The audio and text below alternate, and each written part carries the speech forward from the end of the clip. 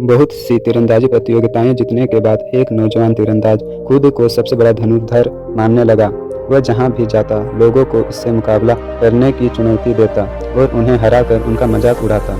एक बार उसने एक प्रसिद्ध जैन मास्टर को चुनौती देने का फैसला किया और सुबह सुबह पहाड़ों के बीच स्थित उनके मठ जा पहुंचा। मास्टर, मैं आपको तीरंदाज मुकाबले के लिए चुनौती देता हूँ, नवयुवक बोला। मास्टर ने नवयुवक की चुनौती स्वीकार कर ली। मुकाबला शुरू हुआ। नवयुवक ने अपने पहले प्रयास में ही दूर रखे लक्ष्य के ठीक बीचों बीच निशाना लगा दिया और अगले निशाने में उसने लक्ष्य पर लगे पहले तीर को ही भेद डाला।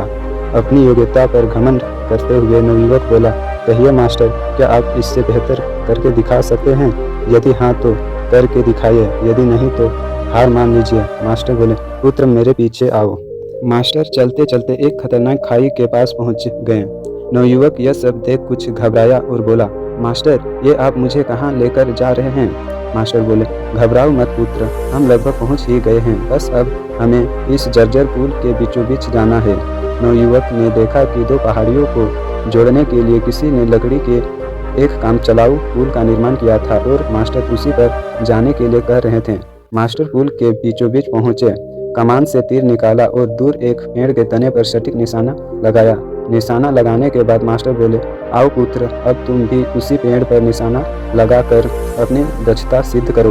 नवयुवक डरते डरते आगे बढ़ा और बेहद कठिनाई के साथ पुल के बीचों बीच पहुंचा और किसी तरह कमान से तीर निकालकर निशाना लगाया, पर निशाना लक्ष्य के आसपास भी नहीं लगा। नवयुवक निराश हो गया और अपनी हार स्वीकार कर ली।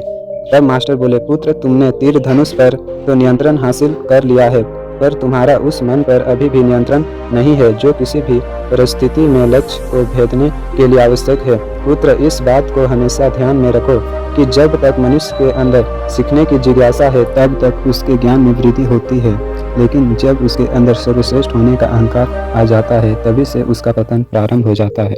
नवयुवक मास्टर की बात समझ चुका था।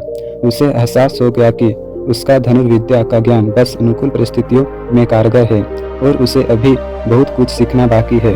उसने तत्काल ही अपने अहंकार के लिए मास्टर से क्षमा मांगी और सदा एक शिष्य की तरह सीखने और अपने ज्ञान पर घमंड न करने की सौगंध ली। दोस्तों, इस जैन कहानी में हमने देखा कि जब जिसके अंदर सर्वश्रेष्ठ होने का अहंकार आ जाता है तभी से उसका पतन प्रारंभ हो जाता है। इसके साथ साथ हर व्यक्ति की अपनी एक खासियत होती है जिसमें दूसरा व्यक्ति शून्य होता है, इसलिए सभी का सम्मान आदर करना हमारा कर्तव्य है।